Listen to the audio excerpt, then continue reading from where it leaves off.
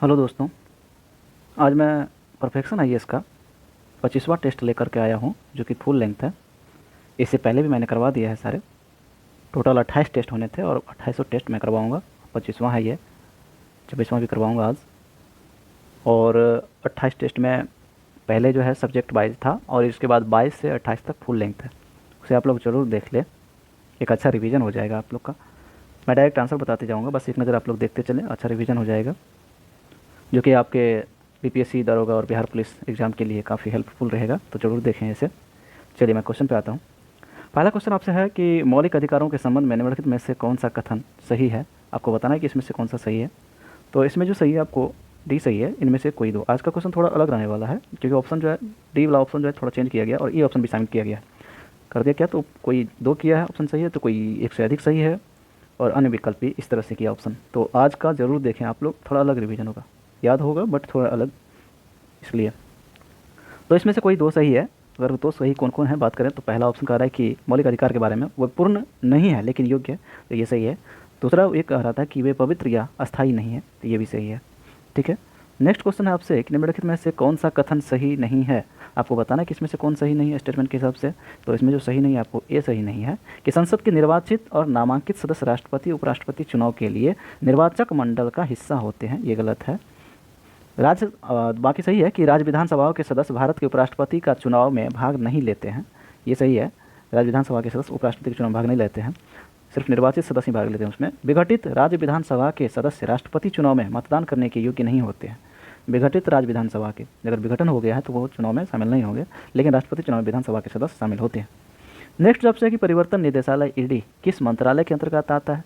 तो ये किस मंत्रालय के अंतर्गत आता है, तो वित्त मंत्रालय। ईडी जो है परिवर्तन निदेशालय वित्त मंत्रालय के अंतर्गत आता है। नेक्स्ट क्वेश्चन आपसे कि कौन संवैधानिक निकाय है। आपको पहचाना है कि कोड के हिसाब से इसमें से कौन कौन जो है संवैधानिक निकाय है। संवैधानिक निकाय है आपको कौन कौन इसमें से, एक और दो। राष्ट्रीय अनुसूचित जाति आयोग और अनुसूचित जनजाति आयोग। राष्ट्रीय वाला राष्ट्रीय अनुसूचित जाति आयोग, अनुसूचित जनजाति आयोग जो है संवैधानिक निकाय है, बाकी अल्पसंख्यक सांविधिक है। भारतीय संसद के संबंध में कह रहा है कि कौन सा कथन गलत है। संसद के बारे में गलत कथन को पहचान करना है। इसमें जो गलत है आपसे एक और दो गलत है, बाकी तीन सही है। कि अध्यक्ष के पास एक विशेष अधिकार है कि जब भी उन्हें किसी संसदीय समिति के सदस्य के रूप में नियुक्त किया जाता है तो वह स्वतः ही इसके अध्यक्ष बन जाते हैं, तो ये सही है। बाकी पहला गलत था कि उपाध्यक्ष जो है अध्यक्ष के अधीन होता है, तो ये गलत है, ऐसा नहीं होता है, वो स्वयं में सदस्य होता है। स्पीकर और राज्यसभा का सभापति दोनों उसके सदस्य होते हैं, तो नहीं। निम्नलिखित में से किसका भारत के संविधान में विशेष रूप में उल्लेख नहीं किया गया। आपको बताना है कि कौन सा है जो कि संविधान में विशेष रूप से उल्लेख नहीं किया गया है। तो विप का नहीं किया गया, बाकी प्रतिषेध का है, अधिकार परीक्षा का है। अधिकार परीक्षा को क्या कहते हैं, क्यों वारंट, और प्रतिषेध को प्रोहिबिशन। विप का जो है ना ये ब्रिटिश में ऐसा कुछ होता है, ठीक है, लेकिन हमारे इंडिया में ये विप का सिस्टम नहीं है, चुनाव का ही कुछ सिस्टम है ये। संसद ने किस वर्ष पंचायत अनुसूचित क्षेत्रों तक विस्तार अधिनियम पेशा नामक एक विशेष कानून बनाया है। ये कब बनाया है, ये बनाया है आपको 1996 में। पेशा में आपको 10 राज्य हैं। 10 राज्य कौन कौन मैं बता दूं, ये है आपको झारखंड, छत्तीसगढ़, उड़ीसा और आंध्र प्रदेश, इसके बाद हिमाचल प्रदेश, इसके बाद मध्य प्रदेश, इसके बाद राजस्थान और फिर तेलंगाना। कितना हुआ, 1 2 3 4 5 6 7 8, छूट कौन रहा है, महाराष्ट्र और गुजरात।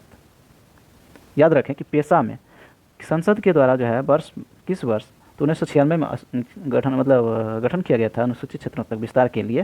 तो पेशा में अगर पूछ ले कितने राज्य हैं तो 10 राज्य हैं। कौन कौन, तो झारखंड, छत्तीसगढ़, उड़ीसा, आंध्र प्रदेश, हिमाचल प्रदेश, मध्य प्रदेश, राजस्थान, तेलंगाना, महाराष्ट्र और गुजरात। इसे चाहे तो आप लोग लिख सकते हैं, अच्छा क्वेश्चन है ये।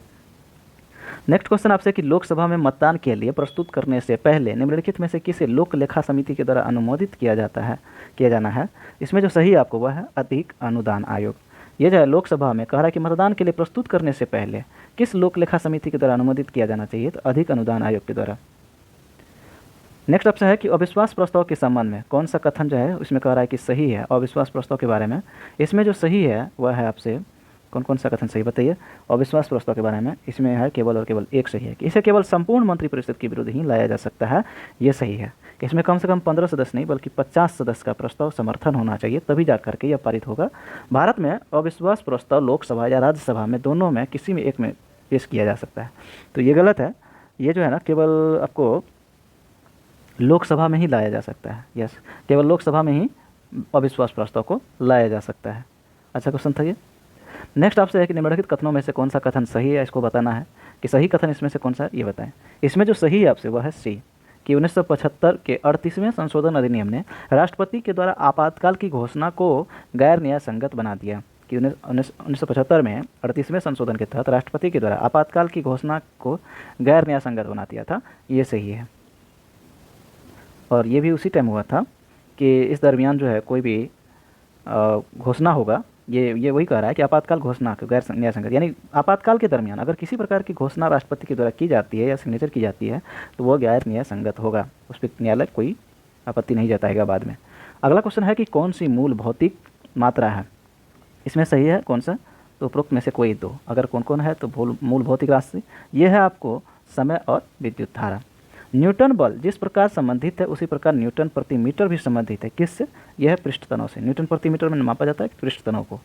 संचार उपग्रह किस वायुमंडलीय परत में स्थित है, संचार उपग्रह ये जो है वायुमंडलीय बाह्य वायुमंडल में संचार व्यवस्था उपलब्ध होता है।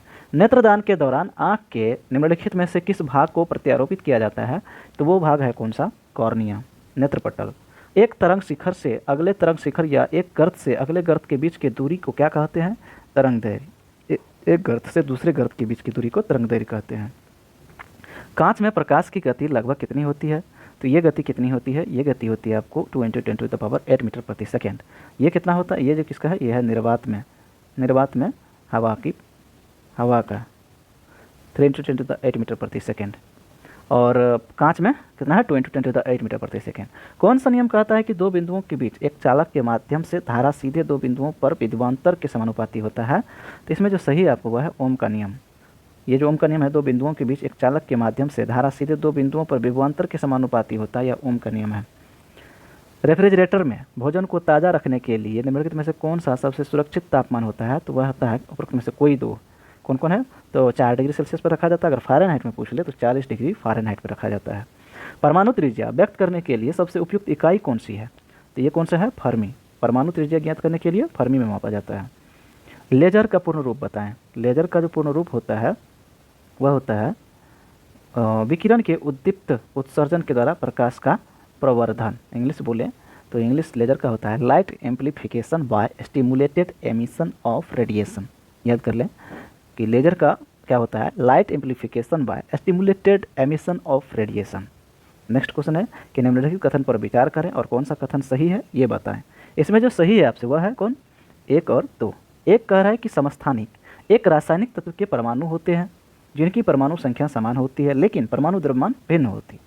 दूसरा यह है कि समभारिक वाले विभिन्न रासायनिक तत्वों के परमाणु होते हैं जिनको पास न्यूक्लियॉन की संख्या समान होती है लेकिन उनकी परमाणु संख्या भिन्न होती है।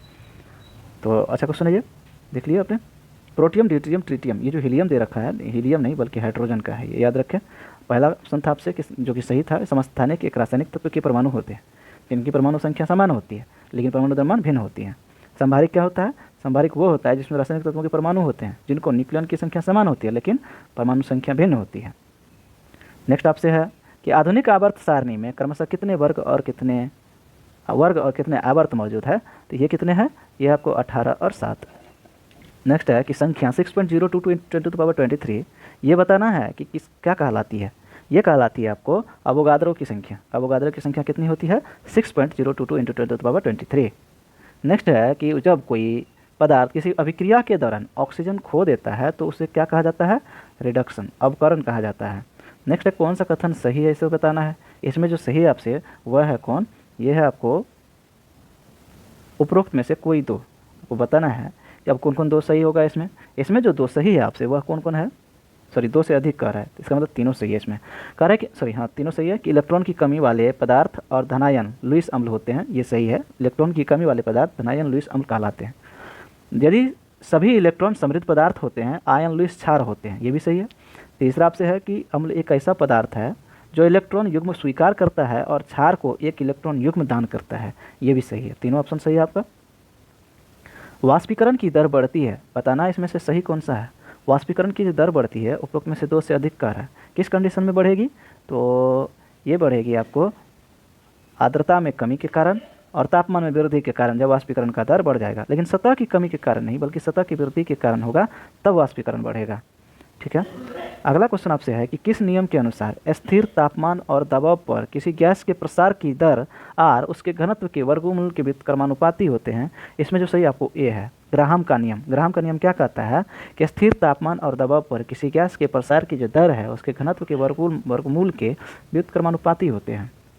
नेक्स्ट क्वेश्चन आपसे कि निम्नलिखित में से कौन सी धातु प्रकृति में सबसे अधिक तन्य होता है, तो वह सोना है। भर्जन का कार्य केवल किसके लिए किया जाता है, तो सल्फाइड आयंस के लिए किया जाता है भर्जन का कार्य। नेक्स्ट क्वेश्चन है कि सिग्मा और पाई बॉन्ड निम्न प्रकार के होते हैं, कैसा प्रकार के होते हैं सिग्मा और पाई बॉन्ड, ये जो होते हैं आपको सहसंयोजक बंधन के प्रकार का होता है, सहसंयोजक टाइप का होता है सिग्मा और पाई बॉन्ड। कोशिकाओं के अध्ययन से संबंधित जीव विज्ञान की शाखा कहलाती है, क्या कहलाती है, तो ये कोशिका विज्ञान कहलाती है। 2 तारों की लंबाई, व्यास और प्रतिरोधकता सभी 1:2 के अनुपात में है। यदि पतले तार का प्रतिरोध 10 ओम है तो मोटे तार का प्रतिरोध कितना होगा, तो ये भी 10 ओम होगा। ठीक है, केंद्रीय परमाणु के रूप में क्लोरोफिल में निम्नलिखित में से कौन सी धातु होती है, तो ये होती है आपको मैग्नीशियम। केंद्रीय परमाणु के रूप में क्लोरोफिल में कौन सी धातु होती है, मैग्नीशियम धातु होती है। कह रहा है कौन सा महिला प्रजनन प्रणाली का एक हिस्सा है। महिला प्रजनन प्रणाली का जो एक हिस्सा है उपरोक्त में से 2, तो 2 कौन कौन है, वह है सहायक ग्रंथि और योनि, ये जो है महिला प्रजनन का एक हिस्सा है। ट्रेकोमा रोग बताना है कि इसमें से किस अंग से संबंधित है। ट्रेकोमा रोग आपको आंख से संबंधित है। ईईजी आपको किसकी गतिविधि का रिकॉर्ड करता है, ईईजी जो है आपको मस्तिष्क के बारे में बताता है। वृक्षों की आयु किसके द्वारा ज्ञात की जाती है, तो समृद्धि विलय के गिन करके वृक्ष की आयु ज्ञात की जाती है। मस्तिष्क का वह भाग जो सीधी रेखा में चलने या साइकिल चलाने जैसी संतुलन बनाए रखने के लिए जिम्मेदार होता है, वह कौन सा होता है, वह होता है सेरिबेलम। सेरिबेलम जो आपको ये संतुलन बनाए रखने के लिए काम करता है साइकिल जब हम चलाते हैं तो। नेक्स्ट आपसे है कि किसका उपयोग कैंसर के उपचार में किया जाता है, तो वो किसका उपयोग किया जाता है, ये किया जाता है आपको कीमोथेरेपी का। कीमोथेरेपी का जो है कैंसर के उपचार में किया जाता है। नेक्स्ट क्वेश्चन है कि मानव रक्त आधान के लिए रक्त समूह को सार्वभौमिक दाता के रूप में जाना जाता है, किसको, तो ओ को। नेक्स्ट क्वेश्चन आपसे कि मणिपुर किस वर्ष उत्तर पूर्वी क्षेत्र पुनर्गठन अधिनियम तहत जो है पूर्ण राज्य बना है, ये कौन सा है, यह आपको 1972। मणिपुर को जो है किस वर्ष तक कर उत्तर पूर्वी क्षेत्र में पुनर्गठन अधिनियम के तहत पूर्ण राज्य का दर्जा 1972 में दिया गया है। कोयला दहन के दौरान कह रहा है कि निम्नलिखित में कौन सा प्रदूषक उत्सर्जित होता है। कोयला दहन के दौरान कौन होता है, उपरोक्त में से कोई दो, कौन कौन, 2 से अधिक है सर, ये तीनों हो जाएगा। कोयला दहन के दरमियान जो है सल्फाइड आयस्क निकलता है, नाइट्रोजन ऑक्साइड निकलता है, पार्टिकुलेट मैटर भी निकलता है। ठीक है, ये सारे निकलता है आपको जब कोयला दहन होता है तब। सल्फाइड आयस्क, nitrogen oxide, sulphur dioxide, nitrogen dioxide, particulate matter. इसके अलावा भी और राख वगैरह को जो फ्लाई ऐश वगैरह कहलाती है वो सब भी निकलता है। सरकार ने 2018 में इसका नाम वन्यजीव अभ्यारण्य, आपको बताना है किस अभ्यारण्य के बारे में ये कहानी कहा जा रहा है कि सरकार ने 2018 में इसका नाम वन्यजीव अभ्यारण्य से बदलकर राष्ट्रीय उद्यान कर दिया। यह मुख्य रूप से एक घास के मैदान का क्षेत्र है। इसका नाम नदी के नाम पर रखा गया है जो चंबल नदी के प्रमुख सहायक नदियों में से एक है। चंबल नदी की प्रमुख सहायक नदियों में से एक है और इससे गुजरती है। नामीबिया और दक्षिण अफ्रीका कुल 20 चीते यहाँ लाए गए हैं। किस में लाए गए हैं, तो ये लाए गए हैं आपको कहाँ, कुनो में। आपको पता होगा इससे पहले न्यूज़ में था अच्छा खासा कि कुनो राष्ट्रीय उद्यान में 20 चीता लाया गया। कहाँ से, दक्षिण अफ्रीका के नामीबिया से भी, चंबल नदी इसके बीच से बहती है। 2023 ग्लोबल स्टॉक टेक का वर्ष है।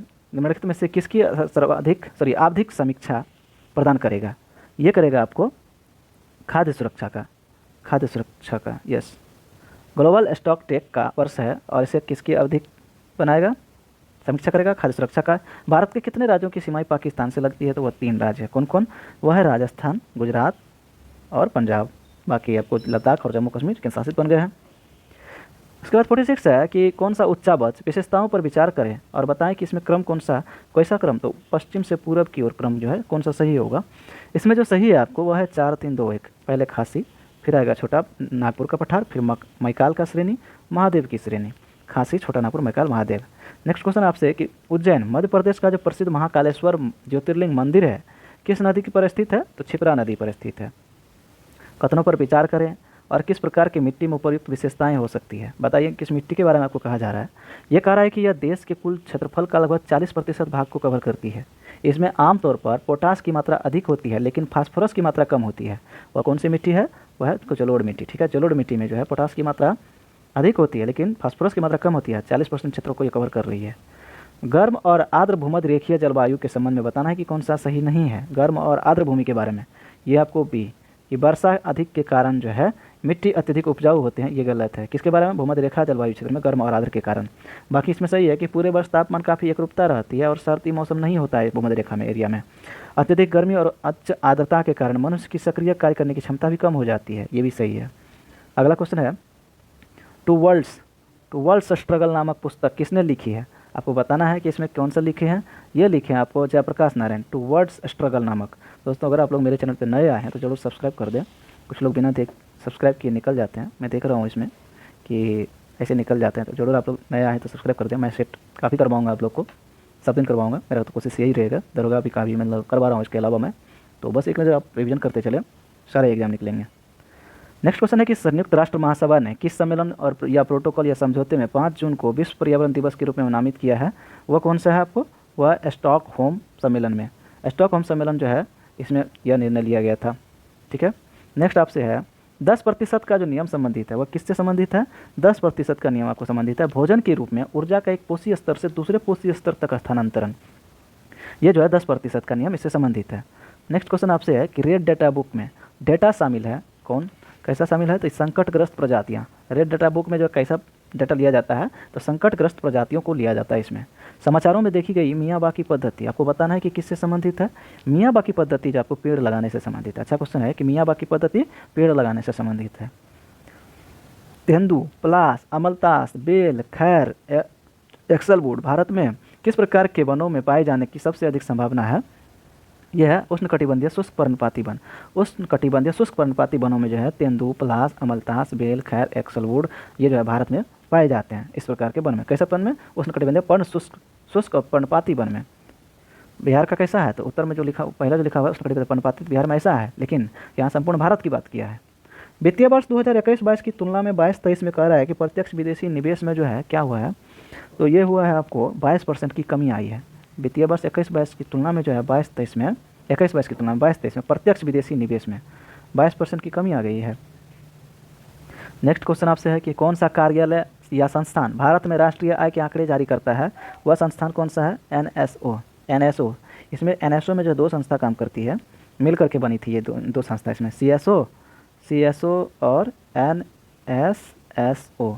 ये दोनों संस्था जो है मिल करके जो है एनएसओ बन गया है और यही जो है कार्यालय संस्थान में राष्ट्रीय आय आंकड़े तैयार करते हैं, एनएसओ। ठीक है, नेक्स्ट है कि कौन सा भारत में सतत विकास लक्ष्यों के कार्यान्वयन के लिए एक नोडल संस्थान है? एक नोडल संस्थान के रूप में नीति आयोग काम करती है। ठीक है, नोडल एजेंसी के रूप में कौन काम करती है? नीति आयोग। अच्छा क्वेश्चन है, पहले भी आया है। जनगणना 2011 के अनुसार राष्ट्रीय और बिहार के लिंगानुपात के बीच अंतर बताइए। इसमें सही है आपको 20 से अधिक लेकिन 30 से कम। ठीक है, 2011 की जनगणना के अनुसार क्वेश्चन देखिए कैसे पूछा है कि राष्ट्रीय और बिहार के लिंगानुपात के संदर्भ में बिहार का कितना है? 918। भारत का कितना है? 943। इस हिसाब से जोड़ लीजिए आप, तो वही कह रहा है कि 20 से अधिक लेकिन 30 से कम है, यही पूछ दिया आपसे। भारतीय प्रतिस्पर्धा आयोग सीसीआई के संदर्भ में कह रहा है कि विचार करें कौन सा सही है ये बताएं। इसमें जो सही है आपसे वह है 2 से अधिक। आप कौन कौन सही है ये बताएं। इसमें आपको तीनों सही है। भारतीय प्रतिस्पर्धा आयोग के बारे में इसमें कह रहा है कि इसकी स्थापना जो है अधिनियम 2002 के तहत प्रतिस्पर्धा कानून को लागू करने के लिए की गई थी। यह एक अर्धन्यायिक निकाय है, कॉरपोरेट मामले के मंत्रालय के अंतर्गत ये आते हैं। भारतीय प्रतिस्पर्धा आयोग जो है 2002 में प्रतिस्पर्धा कानून को लागू करने के लिए की गई थी। ये एक अर्धन्यायिक निकाय है, कॉरपोरेट मामले इसको नियंत्रित करते हैं। नेक्स्ट क्वेश्चन है कि लाफर वक्र के बारे में बताना है कि किससे संबंधित है।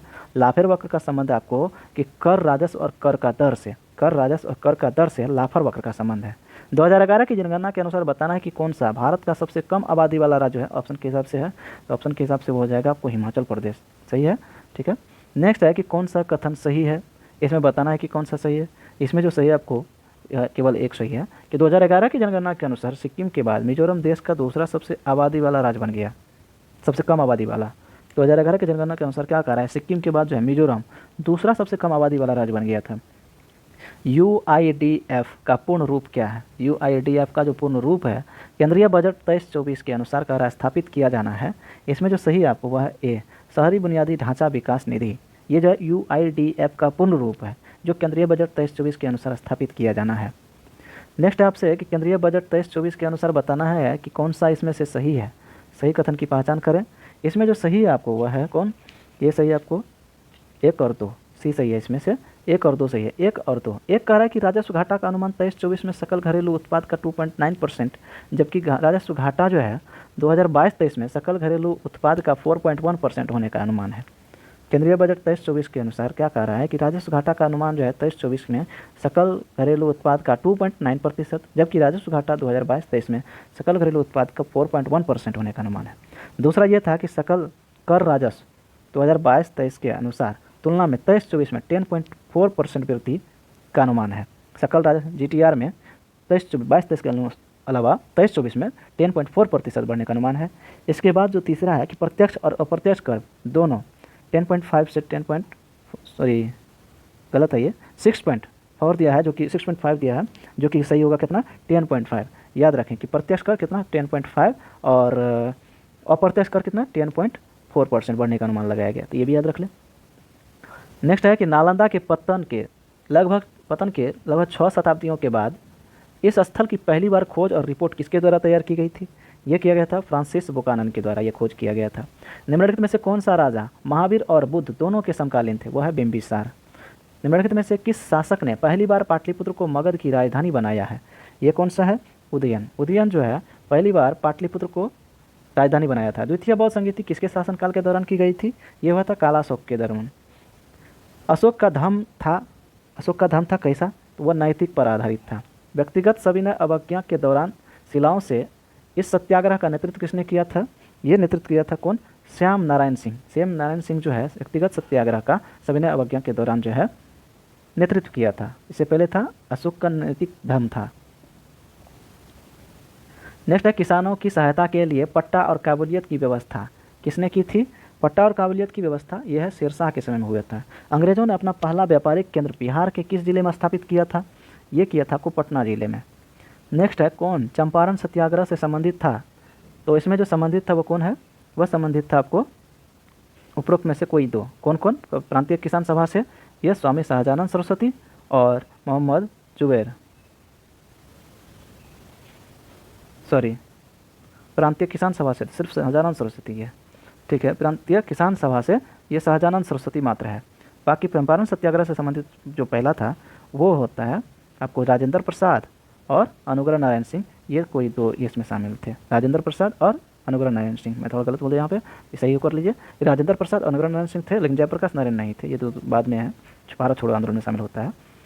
बिहार प्रांतीय किसान सभा शाहजानंद सरस्वती है। भारत के कुल भौगोलिक क्षेत्रफल में बिहार में शामिल है कितना? इनमें से कोई नहीं होगा, क्योंकि आपको पता है कि बिहार का क्षेत्रफल कितना है देश की अपेक्षा?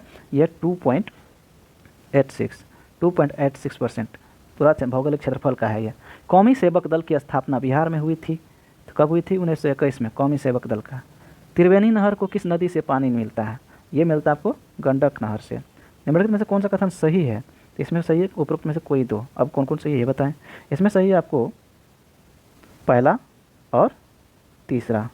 पहला यह कह रहा है चीन के बाद भारत दुनिया का दूसरा सबसे बड़ा सोने का उपभोक्ता है, सही बात है, दूसरा बन गया है। तीसरा यह था कि सोने के आयात के लिए स्विट्जरलैंड भारत का शीर्ष स्रोत है, जिसके बाद UAE है, ठीक है। सोने के आयात के लिए स्विट्जरलैंड भारत का शीर्ष स्रोत है, उसके बाद UAE का स्थान आता है। दूसरा गलत है, क्योंकि भारत के राज्यों की तुलना में बिहार में तांबे का इसकी तो गलत है डायरेक्ट। नेक्स्ट आपसे है कि बिहार निम्नलिखित में से किस जिले में लिंगानुपात सबसे कम है? मुंगेर में, पता होगा, ठीक है। अगला क्वेश्चन आपसे है कि निम्नलिखित में से बिहार का कौन सा जिला उत्तर प्रदेश के साथ अधिकतम सीमा साझा करता है? अधिकतम सीमा साझा कौन करता है? ये करता है आपको कौन? पश्चिमी चंपारण। यस, पश्चिमी चंपारण करता है। बिहार लोक सेवा आयोग का अस्तित्व आया कब से है? ये आया है 1 अप्रैल 1949 से। बिहार लोक सेवा कब से काम कर रही है? 1 अप्रैल 1949 से। मनेर में शाह दौलत का मकबरा आपको दिखता है, ये सर्वोत्तम है कौन सा शैली का? तो ये है आपको मुगल शैली का, ठीक है। मुगल शैली का किसका है? मनेर में शाह दौलत का मकबरा। बौद्ध धर्म के किस शाखा ने गौतम बुद्ध की शिक्षाओं को अपनाया है? वो कौन अपनाया है? हीनयान ने। हीनयान जो है गौतम बुद्ध की मूल शिक्षा को अपनाया है। कांग्रेस सोशलिस्ट पार्टी की जो स्थापना है 1934 में किसके द्वारा हुई थी? ये हुई थी आपको उपरोक्त में से कोई भी, आचार्य नरेंद्र देव और जयप्रकाश नारायण मिल करके जो है कांग्रेस सोशलिस्ट पार्टी का गठन किए थे। ठीक है। नेक्स्ट आपसे है कि मौर्य काल की प्रसिद्ध मूर्तियाँ यक्ष और यक्षिणी किस धर्म से संबंधित है? ये आपको है उपरोक्त में से दो से अधिक, क्योंकि ये बौद्ध से, हिंदू से, जैन से, तीनों से संबंधित है। ठीक है, तीनों से संबंधित है मौर्य काल का यक्ष और यक्षिणी मूर्ति। ठीक है, अगला है कौन सा सही है, इसमें बताना है कि कौन सा सही है। तो इसमें जो सही है आपको केवल एक सही है, सॉरी। हड़प्पा संस्कृति को ग्रिड प्रणाली की तर्ज पर नगर नियोजन प्रणाली के द्वारा प्रतिष्ठित किया गया था, ये सही है। नेक्स्ट क्वेश्चन आपसे है कि जैन धर्म के त्रिरत्न के संदर्भ में किसका उल्लेख है? तो इसमें जो सही है आपको वह है आपको डी, उपरोक्त में से दो से अधिक, सम्यक दर्शन, सम्यक ज्ञान। और तीसरा क्या है? सम्यक आचरण। याद होना चाहिए आप लोग को कि तीसरा कौन सा इसमें सम्यक आचरण इसमें शामिल है। नेक्स्ट आपसे है कि निम्नलिखित में से कथनों पर विचार करें और गलत कथन की पहचान करें कि गलत कौन सा है। इसमें जो गलत है आपसे वह है उपरोक्त में के डी ई सही है, उपरोक्त के अलावा अन्य विकल्प, क्योंकि ऑप्शन के हिसाब से मैच नहीं कर रहा है, इसमें सारे सही है। ठीक है, पहला आपसे कह रहा था कि हर्ष और उनके समय के इतिहास का पता लगाने के लिए मुख्य स्रोत जो है बाणभट्ट के द्वारा लिखित हर्षचरित है। दूसरा यह है कि ह्वेनसांग ने हर्ष को महायान बौद्ध धर्म में परिवर्तित किया। तीसरा यह है कि बाणभट्ट हर्ष के दरबारी कवि थे, ये भी सही है। कौन सा है प्रसिद्ध युद्ध जो 1565 ईस्वी में हुआ था? कौन सा युद्ध है वो है आपको तालीकोटा का युद्ध। तालीकोटा का जो युद्ध है 1565 में हुआ था। दीवान ए आमिर को ही विभाग संबंधित है किससे? यह कृषि विभाग से, दीवान ए आमिर को ही। नेक्स्ट है भारतीय वास्तुकला का जनक किसे कहा जाता है? भारतीय वास्तुकला का जनक कहा जाता है, सॉरी, ये कहा जाता है आपको किसको? बालकृष्ण विट्ठल दास दोषी को। बालकृष्ण विट्ठल दास दोषी को जो भारतीय वास्तुकला का जनक कहा जाता है। अच्छा क्वेश्चन है, बक्सर का युद्ध किस नदी के तट पर लड़ा गया था? ये गया था गंगा पर, गंगा नदी के तट पर।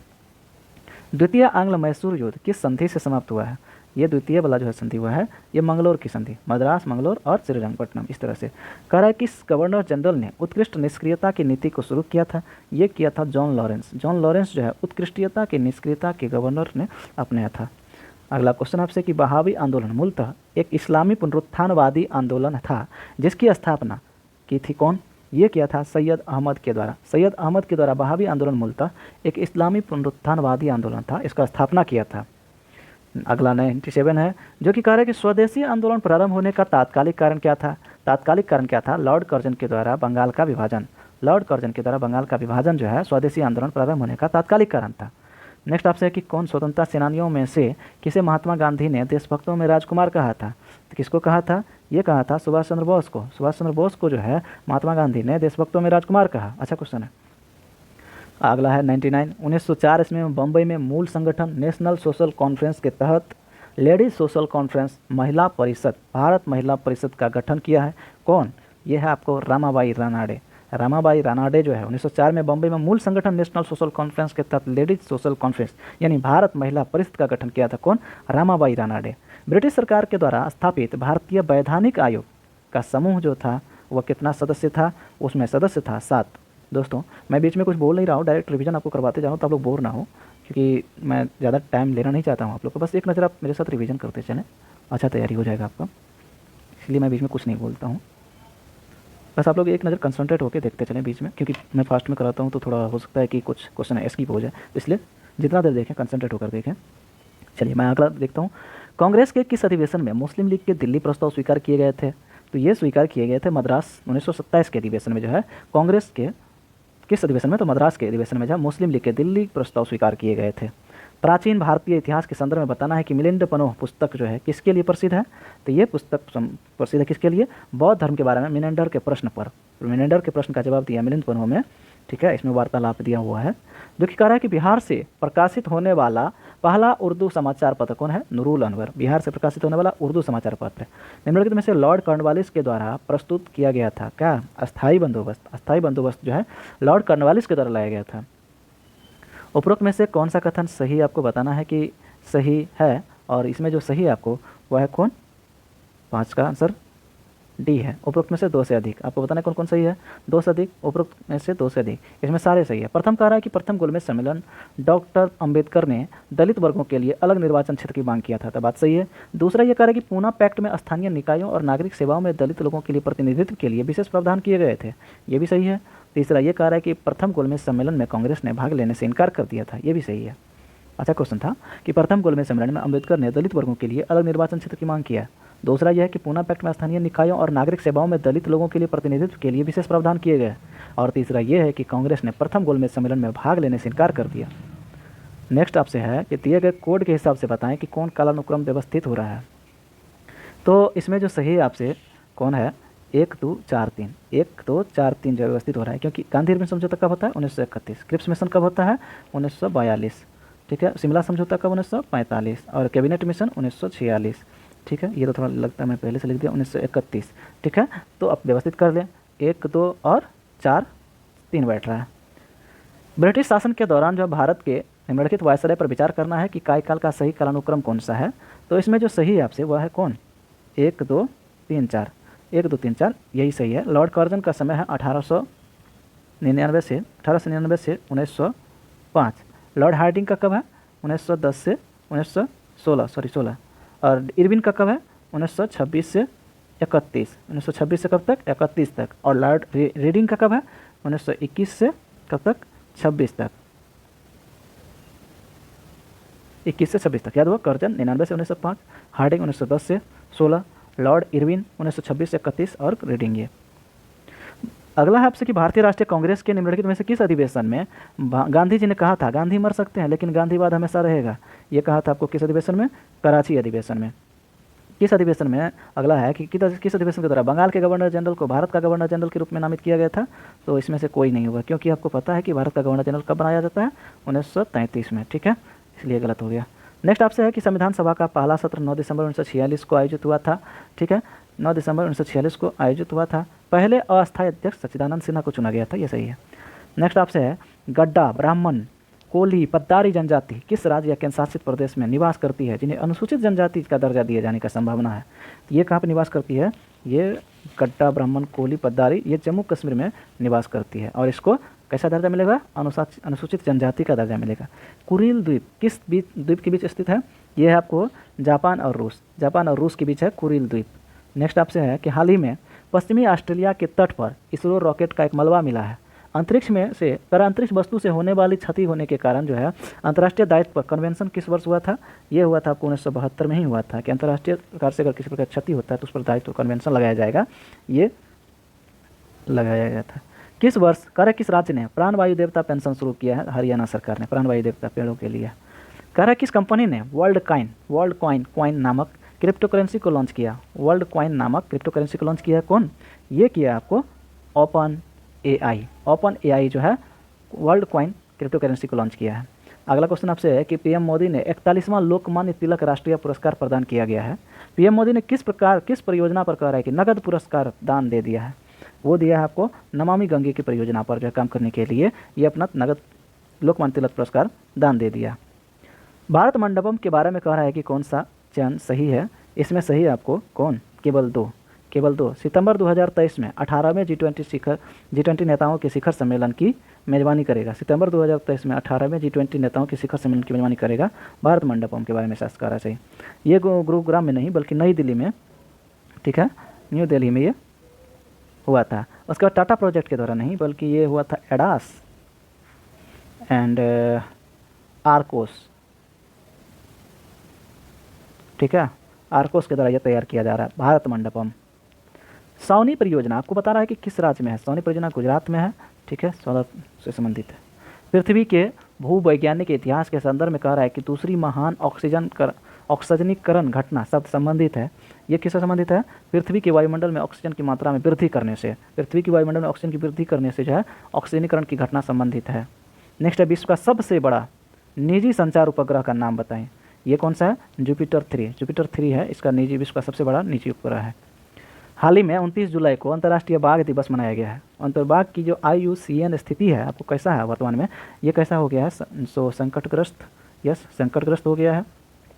हाल ही में कह रहा है कि क्यारिकोस मित्सोटाकिस किस देश के प्रधानमंत्री बने हैं? ये बने हैं आपको ग्रीस के। ग्रीस के प्रधानमंत्री का क्या नाम है? क्यारिकोस मित्सोटाकिस। ठीक है। किस देश ने विशेष ओलंपिक विश्व खेल 2023 का मेजबानी करेगा? कौन सा देश? तो ये करेगा जर्मनी। जर्मनी जो है विश्व ओलंपिक खेल का 2023 का मेजबानी करेगा।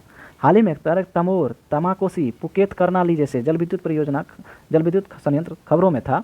भारत के द्वारा सहायता प्राप्त परियोजना किस देश में स्थित है? ये आपको नेपाल में कोसी लगा हुआ है, समझिए। तमोर, तमोरकोसी, तमाकोसी और पुकेत, करनाली। आरबीआई गवर्नर शक्तिकांत दास ने बैंकों को एक एवरग्रीन ऋणों की प्रगति आगाह किया है। बैंकिंग के संबंध में कह रहा है कि एवरग्रीनिंग ऑफ लोन से आप क्या समझते हैं? तो आप समझते हैं क्या? ये समझते हैं आपको ऋणों की नई मंजूरी के साथ एनपीए एसटी खाते को समायोजित करना है। ऋणों की नई मंजूरी के साथ एनपीए एसटी खाते को समायोजित करना, ये सही है। नेक्स्ट है कि हाल ही में महाराष्ट्र ने वीर सावरकर की जयंती मनाई है। बीडी सावरकर के द्वारा बताना है कि याचिकाओं की एक श्रृंखला के बाद आखिरकार उन्हें किस वर्ष रिहा किया गया? तो इसमें जो सही आपको हुआ है 1924। महाराष्ट्र ने वीर सावरकर की जयंती मनाई। वीर सावरकर के द्वारा याचिकाओं की श्रृंखला के बाद जो आखिरकार उन्हें किस वर्ष? 1924 में। हाल ही में समर्थ अभियान खबरों में था। आपको बताना है कि कौन सा इसमें संबंधित है। तो ये संबंधित है आपको कि 50,000 ग्राम पंचायतों में डिजिटल लेन देन को बढ़ावा देगा समर्थ अभियान। ठीक है, डिजिटल लेन देन को बढ़ावा देने के लिए है समर्थ अभियान।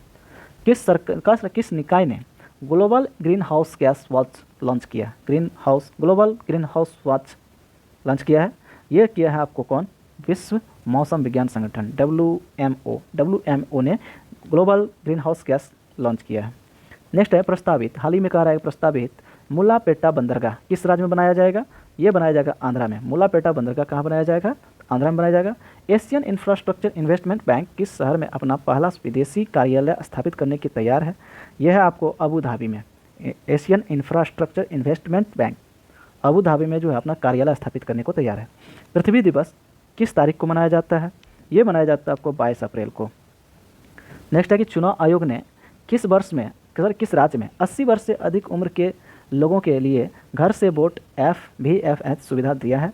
ये थी आपको कर्नाटक ने कि 80 वर्ष से जो अधिक हैं उनको घर से रिसीव किया जाएगा। OpenAI चैट बॉट कह रहा है कि चैट जीपीटी की निगरानी के लिए किस निकाय ने चैट जीपीटी टास्क फोर्स की स्थापना किया है?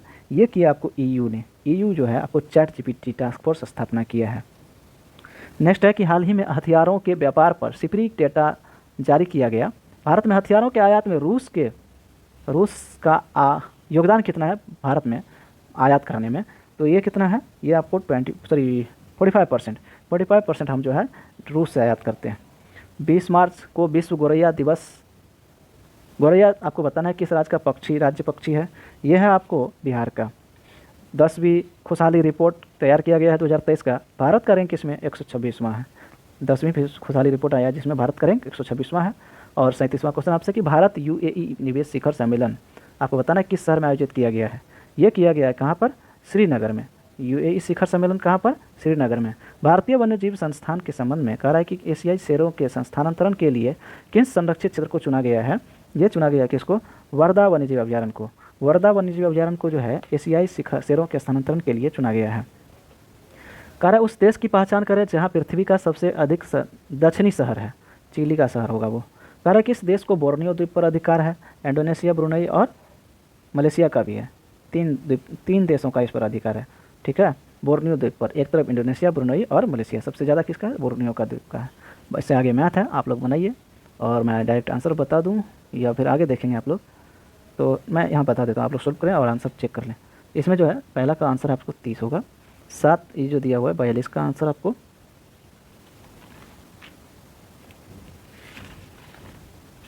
42 का आंसर बी होगा। सही है। यदि आयात की चौड़ाई इतना है तो इतना ज्ञात करने के बाद इसमें जो सही आपको वह कौन होगा? ए होगा। इसके बाद ये इसको ज्ञात करें। 44 का आंसर आपको ए होगा। इसके अलावा दो संख्याओं का योग इतना दिया हुआ है, इसको ज्ञात करें। इसका आंसर आपको 72 दिया है। इसके बाद 46 ज्ञात करें। 46 का जो आंसर है आपसे वो ए है। 47 का आंसर आपसे सी है। नेक्स्ट आपसे 48, जो कि 48 का आंसर दे रहा है वो ए है। 49 का आंसर सी है। 50 का आंसर सी है। 50 का आंसर सी है। थैंक यू दोस्तों, अगर आप लोग यहाँ तक बनाए हैं तो चेक करें। आगे मैं सॉल्यूशन, अगर जिनको नहीं बनाया तो आप लोग सॉल्यूशन यहाँ देख सकते हैं। इस तरह से आप लोग बना सकते हैं, पॉज करके आप लोग देख लें कि सॉल्यूशन कैसे किया हुआ है। इस तरह से आप लोग बहुत बहुत धन्यवाद देखने के लिए। इसके अलावा मैं दरोगा का भी करवा रहा हूँ, तो उसे भी ज़रूर देखें आप लोग। एक नज़र बस रिवीजन कर लें आप लोग मेरे साथ, सारे एग्ज़ाम क्रैक होगा। Thank you. और अगर आप लोग नए हैं तो ज़रूर सब्सक्राइब कर दें, अपने दोस्तों तक भेजें जो बीपीएससी दरोगा और बिहार पुलिस की तैयारी कर रहे हैं, कोई भी कॉम्पिटिशन की तैयारी कर रहे हो तो उनको ज़रूर भेजें। बहुत बहुत धन्यवाद आप लोग का।